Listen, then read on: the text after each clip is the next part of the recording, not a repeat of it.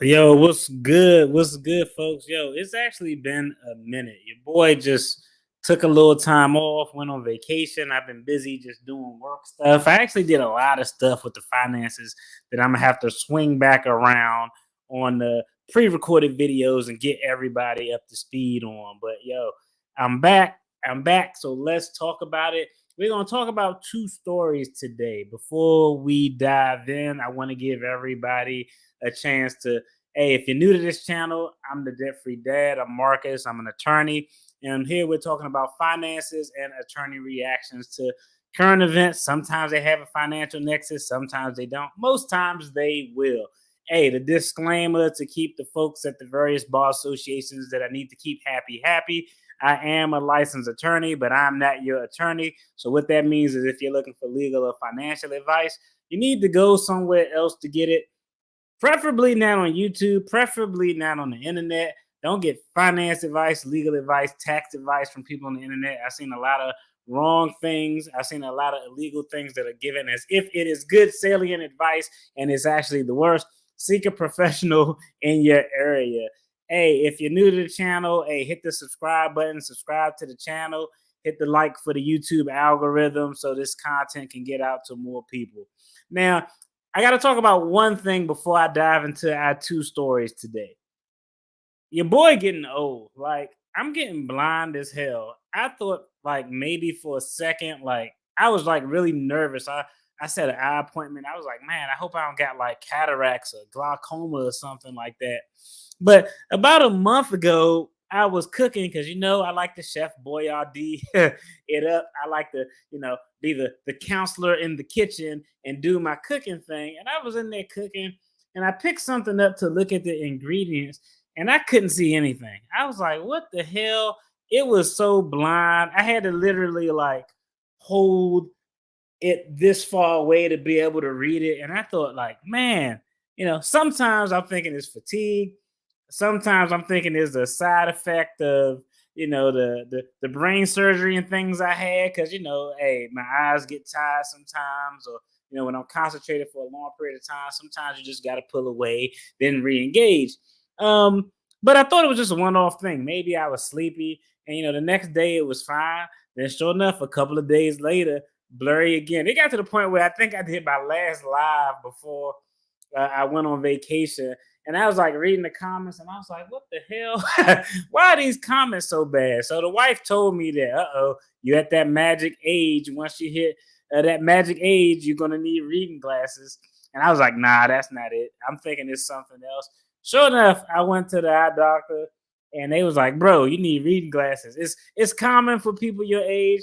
But it just happened like nothing. Like, it wasn't a gradual things up close got bad. It was just one day I could see the ingredients on the back of things that I was cooking, and the other day I was like, what the hell? I couldn't. It was really weird. So, one, your boy is going blind.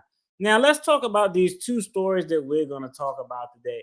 One of them is a couple of weeks old. It was something that I actually wanted to talk about while I was on vacation, but I couldn't give it the proper due diligence. I know when you got something that's kind of buzzing and you miss it on YouTube, you just kind of behind the curve. But I was like, you know what? I got to talk about this anyway. Today, we're going to dive into a video of a graduate from a community college in New York, LaGuardia Community College. It was a graduate. There was a little bit of a situation. Let's go ahead and cue up the article, then we're going to jump into the video. But as you can see, it was a community college graduate. Some drama happened. It got a little crazy. It got a little ridiculous. One version of the story was told. Some people bought into it saying that, oh, this is great and way to stand up for yourself. Other people was like, yo, that was ignorant. Another version of the story came out from other graduates. But I wanted to get y'all take on how detrimental this is or isn't to this young lady moving forward. I want y'all thoughts. I got my thoughts, but we're going to dive in on it. Let's go ahead and cue up the video so we can see what happened. All right, I always got to shout out the channels. This first channel is I Am Eloho. Had a great kind of breakdown, but I just wanted to use the footage from the very beginning of this video that kind of point things out. Then the second video is also from the homie who y'all gotta go support her channel, Pink Book Lessons. She has a lot of good content, and if somebody already diced up the content, your boy not about to recreate the wheel. Why would I do that? Work smarter, not harder. So let's go ahead, pull it up so we can see what happened. Make sure we got all the volume controls good because we need to know what was going on.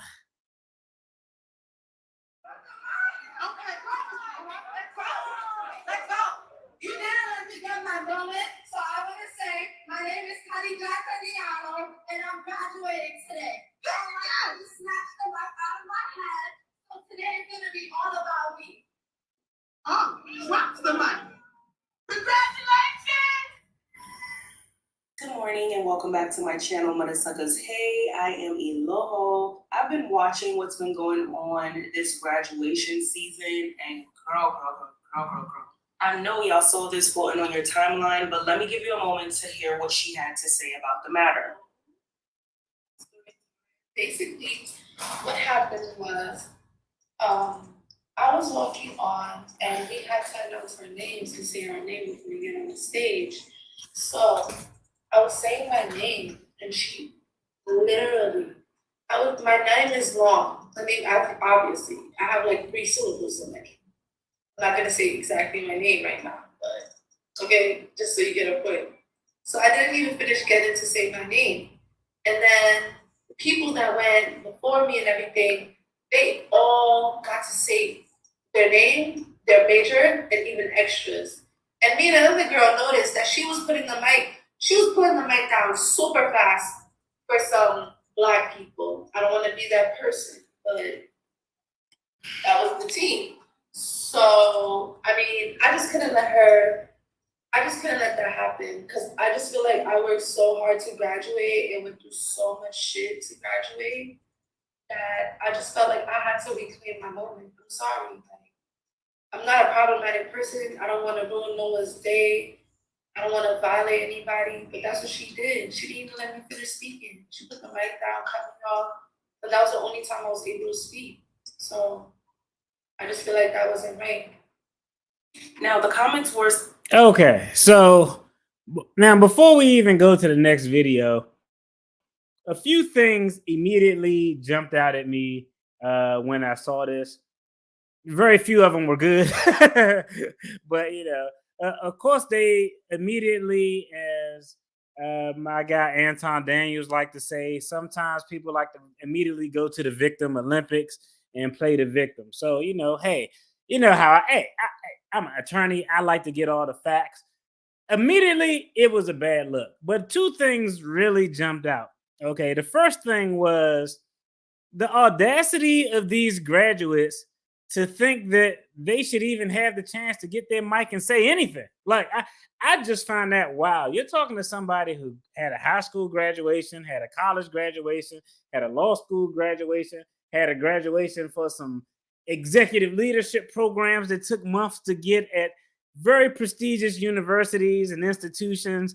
And not once, not once were I afforded the opportunity to say, hey, I'm Marcus, the debt-free dad, and my major is X, Y, and Z, and then walk off the stage. That's just something that just generally doesn't happen unless you're like hey, your boy was nice in school, but I wasn't that nice. I wasn't like the had the highest grades in the class, so I get to give some neat speech to help send everyone off to adulthood. Nah, that wasn't me.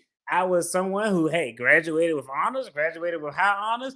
I was quiet. I let them call out my name. I was kind of proud of my moment, and it was what it was. So I think graduations may be just different. I'm old, maybe graduations are done different in the game, but I think that is wild that all of this happened because someone felt entitled to be able to say your name. That just generally doesn't happen. I don't know how many graduates they had at a community college.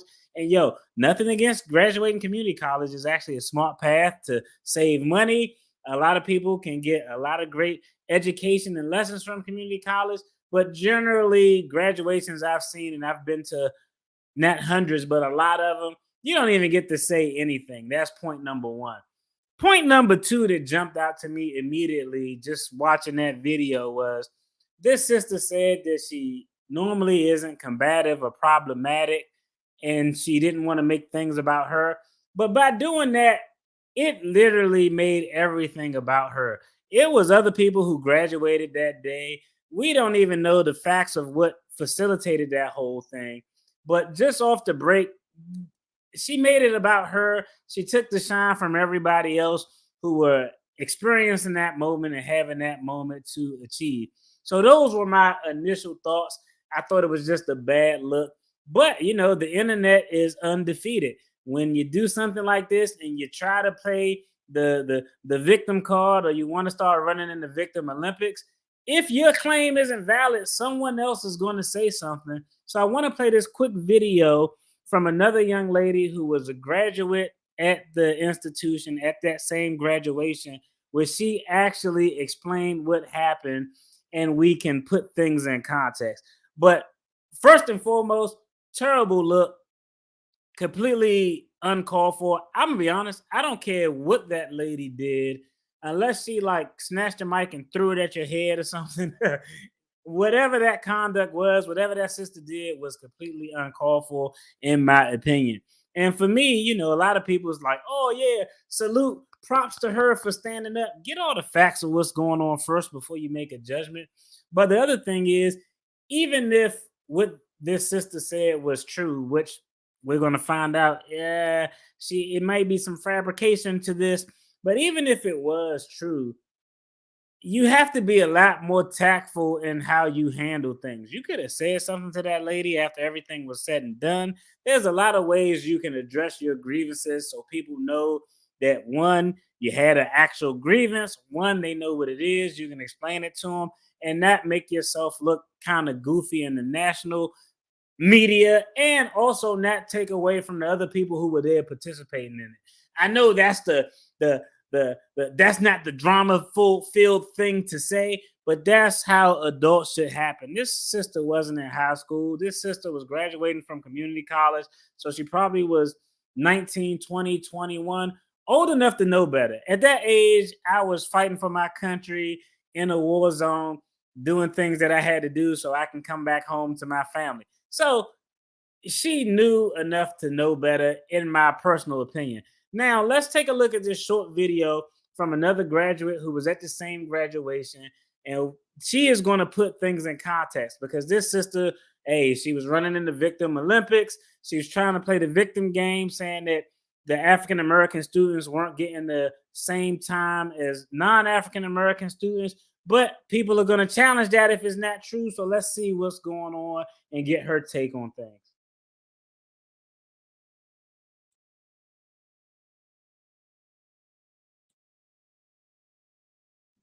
Believing that she and the other Black graduates were being mistreated. Apparently, every graduate there was supposed to have time to say their first and last names, and Kadia said that the woman didn't give the Black graduates time to say their names. Well, that was debunked very quickly as other graduates came out on TikTok saying that it wasn't true and accused Kadia of lying for clout. This is nothing personally true. Ever something like this, I was in graduation. I graduated. Basically, there was two sections, section A and section B. And within those two sections, there was two long lines. And we were told to say our names when we approached the video. John Rose, Amy Gomez, Angelica Chiara Millard, Glenn Doyle, Erica Robinson, Janelle Wallace, To say our names, nothing like. But she didn't know any of our names. To know whether or not we were long short, how many syllables, X, Y, Z. She didn't know. Hold it a certain way, how long, and that. So basically, there was people who did say things extra other than their name, but they weren't just one race. There was a lot of people all races, saying other things. So we wasn't told to say our major and the back.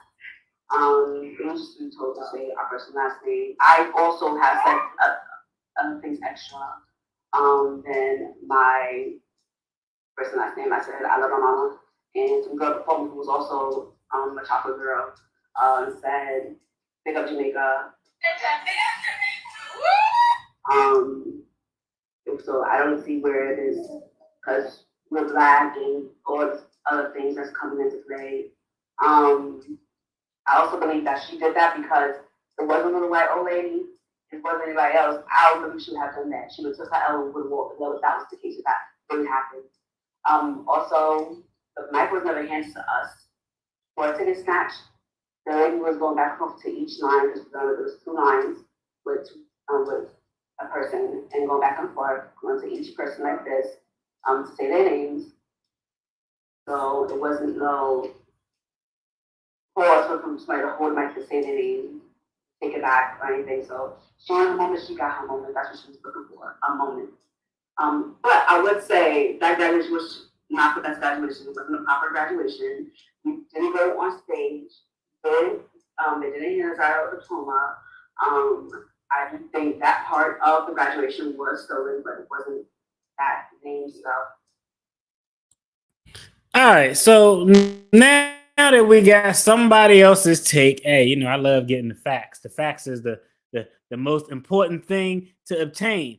But now that we got the facts of what happened, I could go ahead and put this on because the story that was initially told by the young lady who snatched the microphone was, hey, it wasn't true. Let's put things into context because she just kind of started capping, tried to make it a race thing. It clearly wasn't a race thing.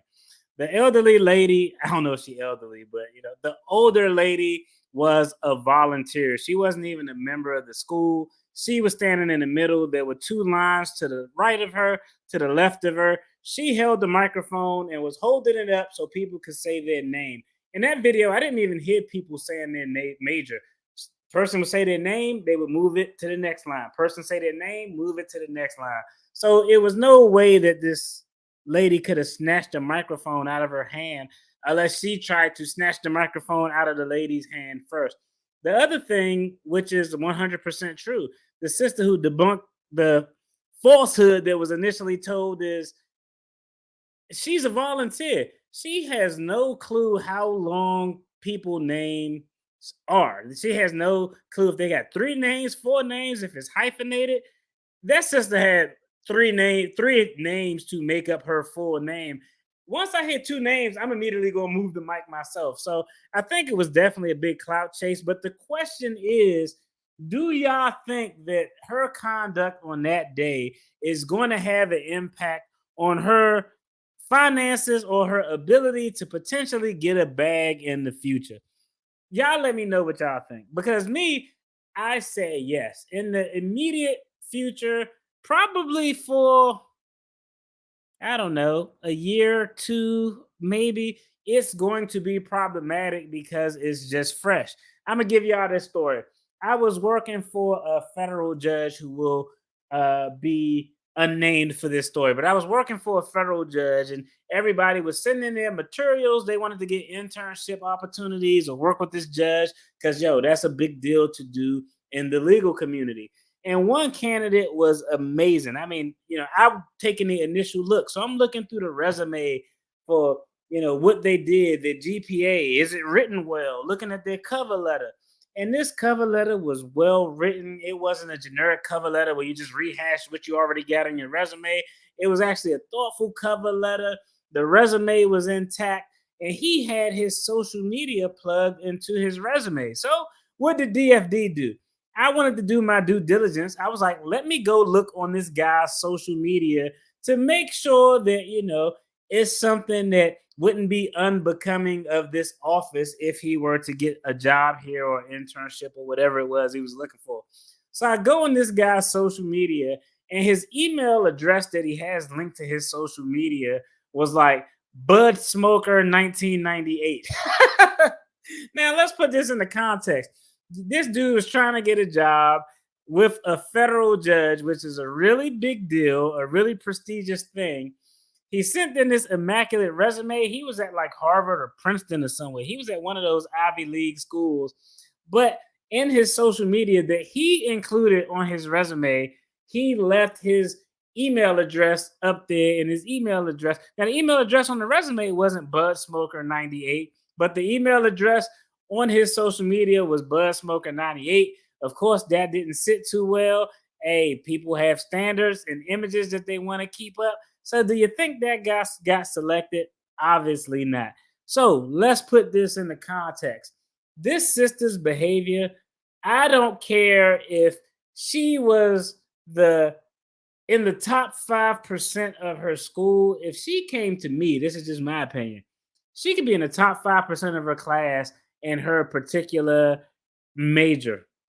If she came to me looking for a job and I Googled her name and that was the first thing I saw, I'm immediately punting because I don't want to deal with the potential headache.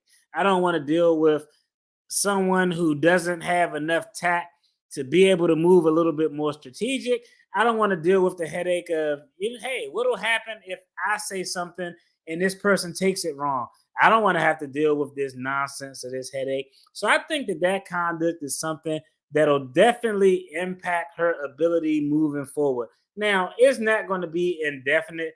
It's not going to be something that's held over her head forever because, she graduated community college. The sister's probably 20, 21. She is young, but in the immediate future, hey, if I saw her name and that video associated with her name on my desk for an internship or for an opportunity, I'm a punt because I just don't want to deal with the potential headache that could be associated with that. The other thing that I found funny is if you look at the comments on her video, people were like giving her props, like, yeah, stand up for what's right and this and that.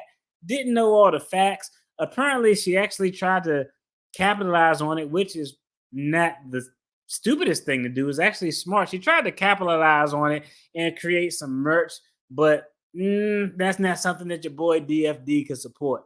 So that was my take. Y'all let me know what y'all think on the comments. Now, let's get to something that's more current. We're going to talk about the finesse game, the scam game. Y'all know I do a lot of videos just by the nature of the work I've done. I've represented some people who a lot of persons would call scammers. I represented someone who had a multi-million-dollar Ponzi scheme, fraud, embezzlement, all of those things. But it's going to be interesting because, hey, finessing isn't something that could be only done by an individual. It can also be done by a corporation. You know how I know? Because, hey, I've actually investigated and seen a lot of corporations try to finesse people, try to take advantage of government funds, try to take advantage of client funds. Is not uncommon. So in the news today is Bank of America. Bank of America is back at their old shenanigans because, hey, let's just keep it a buck. With these places that have brick and mortar shops like Bank of America, Wells Fargo, let's just be real. If you Google Wells Fargo fraud, Wells Fargo settlement, Bank of America settlement, Bank of America scam, you'll see settlements that happen once every year, twice every year, once every other year, where these institutions do something terrible to their customers. They end up settling and having to cut a big check to the government to reimburse customers for some harm that was done. So let's take a look, see what's going on with Bank of America, and then we're going to rap about it.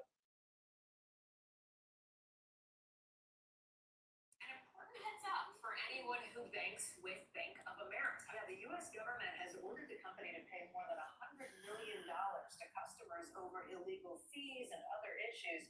The Consumer Financial Protection Bureau says Bank of America will also have to pay $150 million. Shout out to the CFPB, the consumer. Hey, their job is to protect consumers. And, hey, that entity is relatively new. It could be solely accredited for the most part to Elizabeth Warren.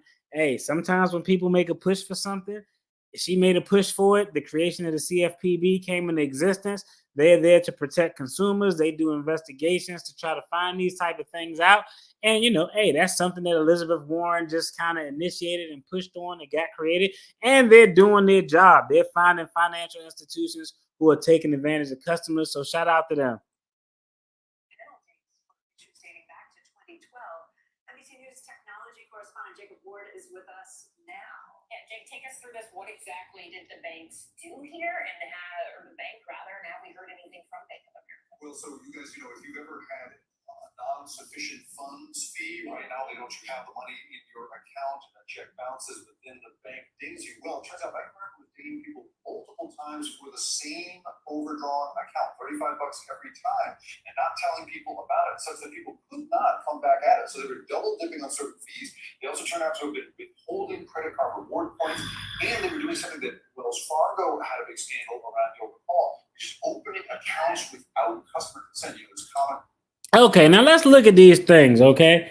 Double dipping on the fees. Now, insufficient fund fees is something, I talked about them on the channel. Hey, hell, I'm going to keep it a buck. I used to get them back in the day. But you heard that $35. This conduct goes all the way back to 2012. $35 for insufficient funds fees. So some people alleviate that by doing overdraft protection with an account that has money in it.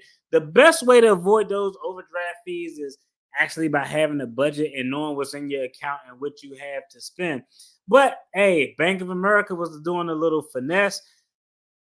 I tried to make a purchase for $50. I only had $40 in there. That purchase doesn't go through.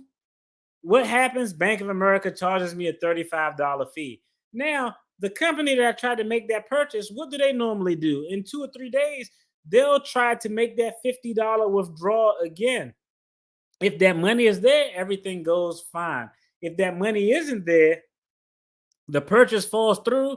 Well, you're only supposed to get one insufficient funds fee. Bank of America would hit you up again for another $35. And a lot of times, trust me, I've been in this situation in the past where like, oops, I miscalculated something. I got a non-sufficient funds fee. You don't know how many times they're going to try to recharge your account. They may do it none. They may do it twice. They may do it 3 times. So that's way number one.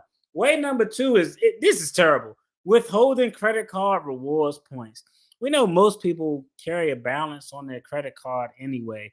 And I got videos where I show y'all the amount of rewards I got. I think last year I got about like almost $1,600 in rewards. This year is going to be crazy because I'm using the points for hotel and travel. But that's a whole nother story for a whole nother video. But withholding credit card rewards points, because think about this. Who actually is confirming the points that they should be getting? I kind of do, but not really. I don't think most people are that anal about their rewards points. Some people may be. I've seen some channels out there where they, use credit card rewards to pay for vacations. Now, those people might be looking at it to the making sure every I is dotted, every T is crossed, but most people aren't doing that. And this is, all of them are the worst. I was going to say this is the most egregious, but opening an account without customer consent. A lot of times with financial institution, they get some type of fees. They can get some type of kickback or bonus if certain accounts are open. So this is something that they say Wells Fargo got hit up with. So this is a terrible financial institution finesse. I'm going to go and let the video finish playing all the way through before I stop and jump in and intervene next time. Incentivize people internally to try to get customers to open as accounts as possible. Seems important to CFPB that Bank of America may have to do this. So like the employees were opening an account. Using sensitive information, my name and your name, and opening accounts you didn't know anything about in order to meet their goals inside. So full disclosure, I am a Bank of America customer. Oh, geez. But bottom line, for people who are like me, are we standing to get some money out of this, or does it depend on whether you have those fees charged? That's so interesting that you are one of these people. So, assuming that you also were in some way either hit with one of these fees or perhaps did not get the bonus you were offered, the $150 million you mentioned that's being paid as a penalty is actually going into a CFPB fund that's supposed to go out to people. And Bank of America is trying to actually give out, or is going to be forced to give out about $80 million, a little more than that, directly to consumers. So it seems that you will probably get notice from that bank that you're owed some money. Divided up though by lots and lots of people. Probably so, but that $35 over and over again made a lot of difference. Yes, all right, Jacob Ward, thank you so much. Okay, so hey, Bank of America is Bank of America is doing what appears to be Bank of America stuff. I don't think that's a surprise to anybody, but let's go ahead and talk about it. Now, let's talk about it from the first standpoint is like, yo, I saw in all the comments, why aren't these guys going to jail? People should be going to jail over this. This is something that would be very difficult to send a person into custody or do something criminal on. And there's a few reasons, but one is probably the main reason. The first reason is it could be hard to find some specific intent that these were marching orders that were given.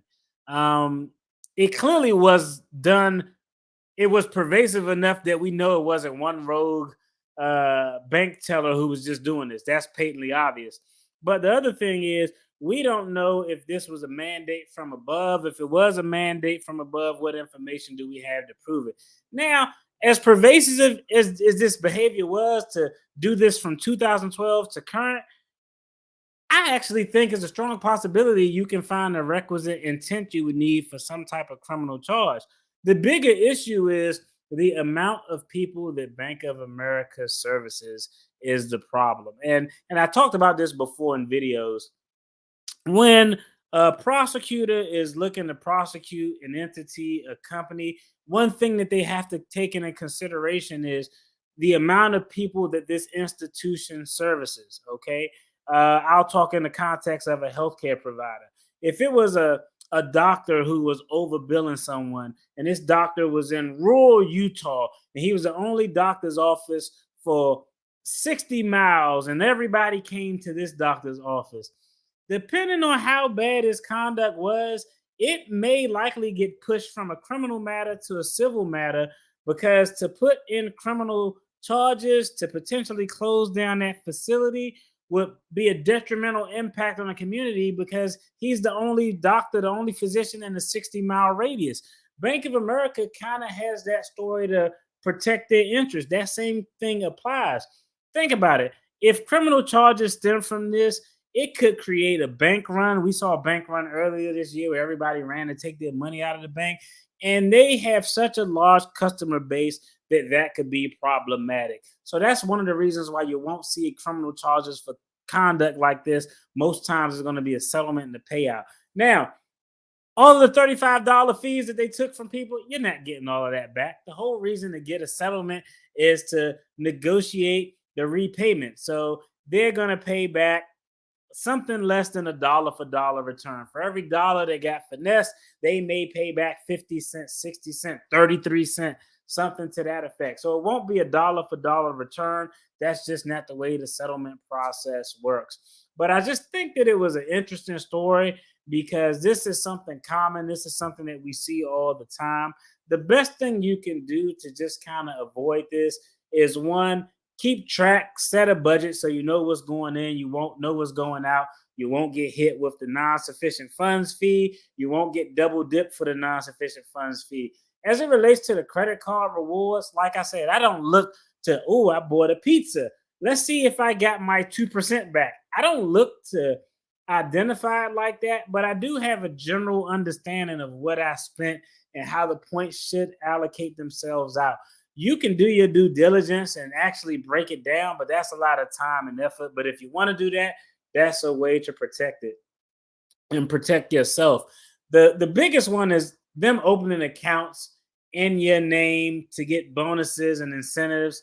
Just keep track of what's going on. If you look at your account and you see something funny there, you should call somebody. You should raise the alarm and get it rectified. I'm sure, like, I'm just gonna be honest, like, I have several accounts at several institutions, but I look at them periodically enough to where if I had an extra account that was open at a financial institution, I'm damn sure going to notice it. So you got to make sure you keep your eyes open. If you get another account that's opened up in your name and it doesn't look familiar, call somebody, find out what's going on. Don't think that they're going to magically open this account and somehow millions of dollars is going to get transferred into that account. That's just kind of not how it happens. It doesn't work that way. And the interesting thing about all of this is, if you accidentally get funds transferred into your account from a financial institution and don't return it, you will go to jail without a shadow of a doubt. But on the flip side, if the financial institution